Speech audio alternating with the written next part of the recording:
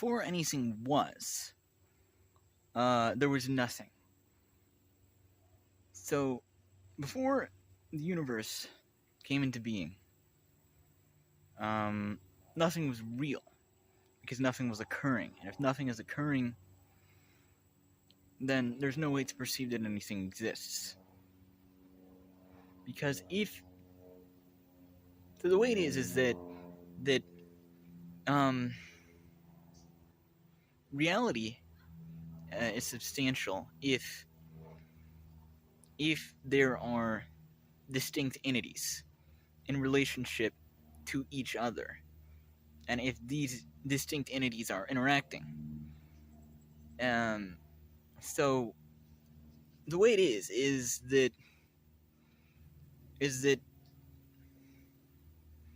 like something, for something to exist,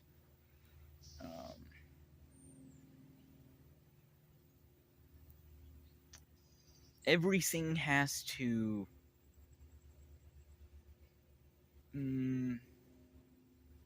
sort of like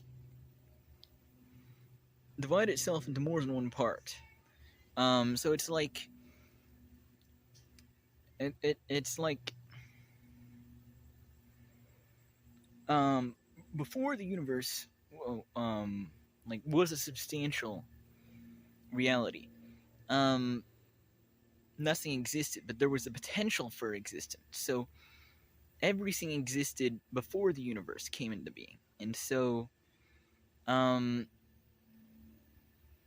everything has always existed.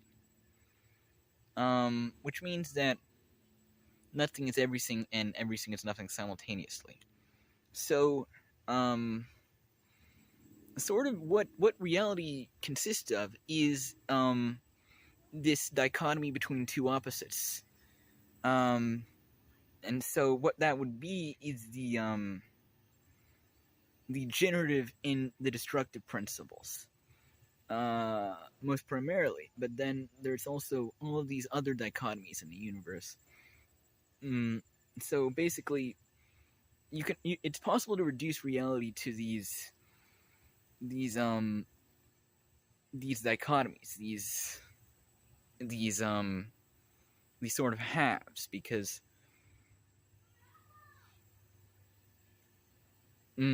like what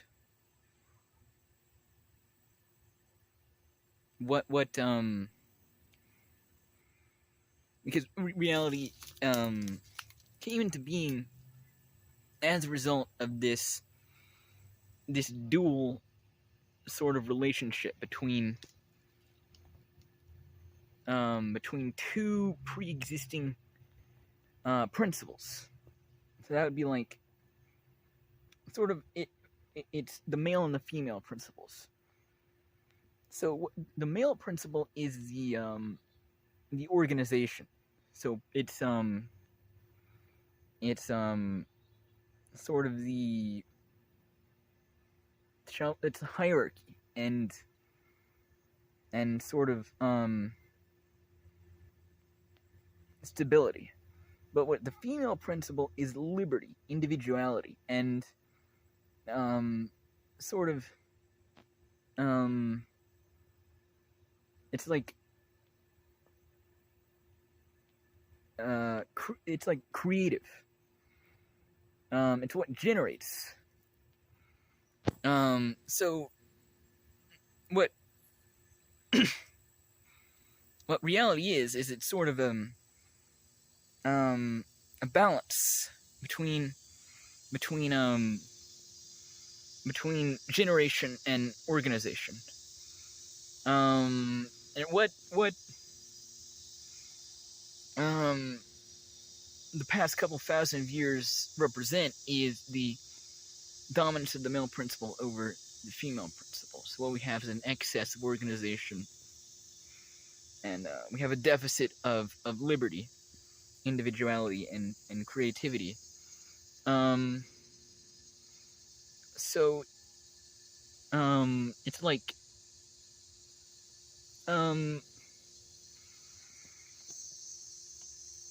it's like the ultimate what the ultimate victory of the male principle over the female principle, rather than the mutual codependence between them would be, is the permanent sort of like everything would just be completely organized for all of eternity, and nothing would ever change, so nothing would ever get generated. So everything would just be the same forever. So it would be everything is completely organized and nothing ever gets created. And so that's sort of where we're heading.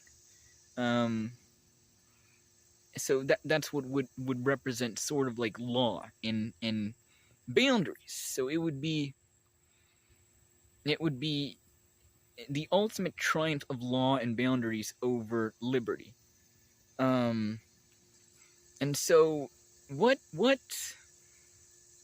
it's sort of like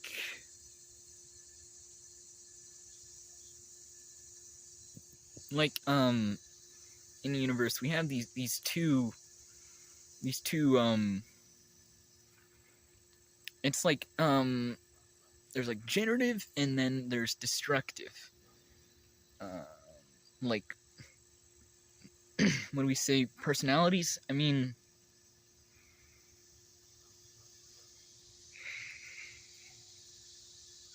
there's like these generative and then destructive principles. And so then it's like it's a little bit complex. It's like sort of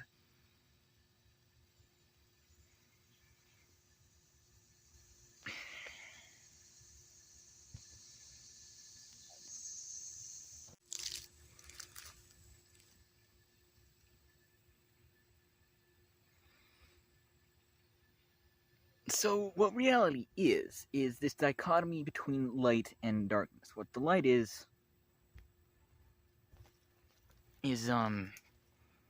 the generation, and what the darkness is the destruction.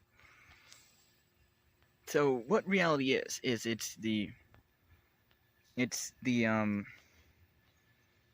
effort of this primordial already existing, it's like this eternal sort of just like reason. So what it is it's sort of just how everything coheres itself. So it's 1 + 1 = 2. It's like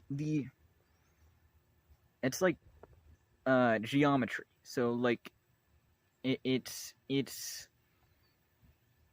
sort of like the laws of mathematics can't be anything else other than what they are. So you could change the symbols, right?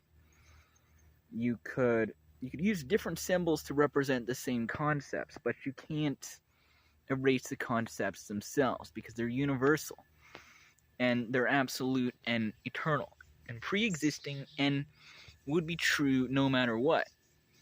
And so that's what this pre-existing absolute reality is what everything is.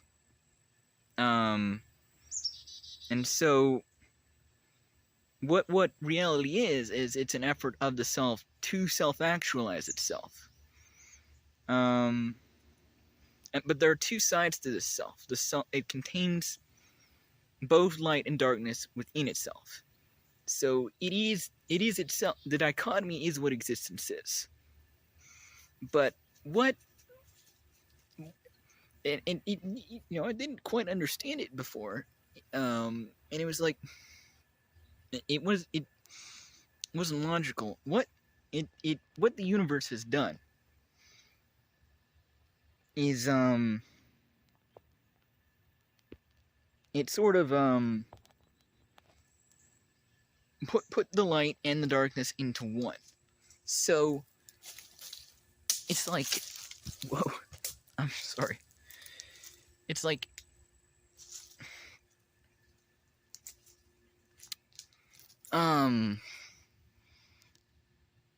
So it's like, there's this metaphor for light and darkness. And it's like,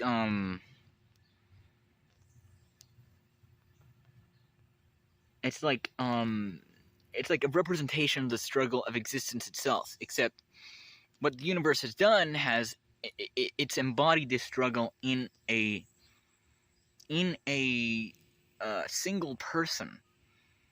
And so it just wouldn't make any sense, because it's like the universe wouldn't make that big of a mistake on purpose, because the variables that they're pretty obvious, and it just, the universe couldn't make that big of an error, because everything surrounding, like, it wouldn't make any sense for it to do that. So it's some kind of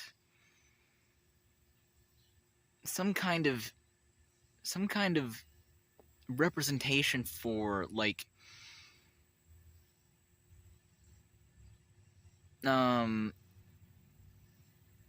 it's like the reality of the way that this universe, the universe functions, but embodied into a human person.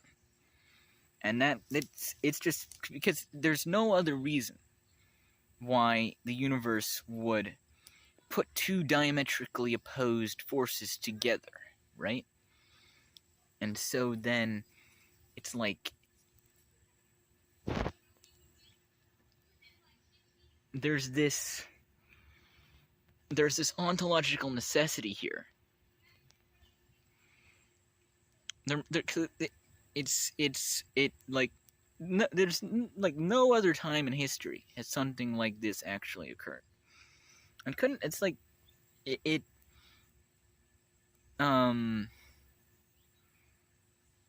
like the universe wouldn't make that big of an error.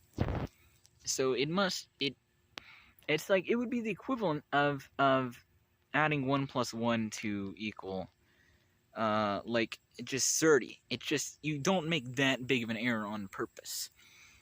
So it's like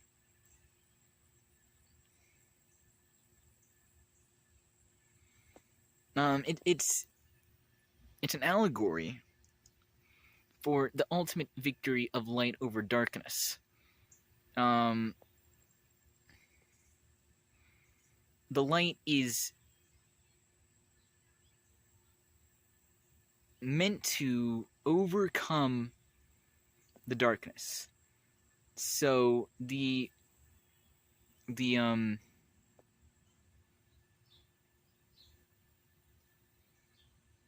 light, it's sort of it is inside of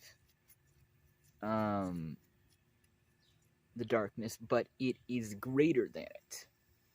And so it's like the ultimate purpose of all of this is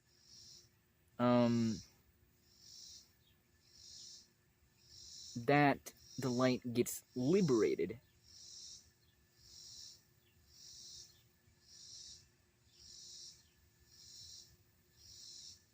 and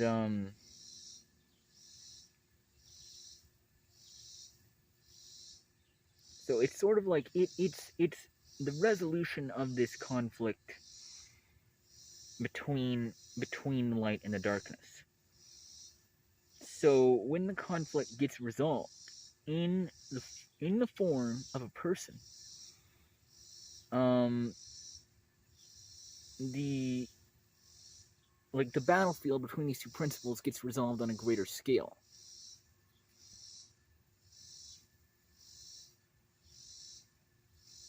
And so it's sort of it's an allegory. It's sort of like an allegory for the renewal of reality, right? And so it's like it's like it's like the fruition of the effort of this principle to self-actualize itself.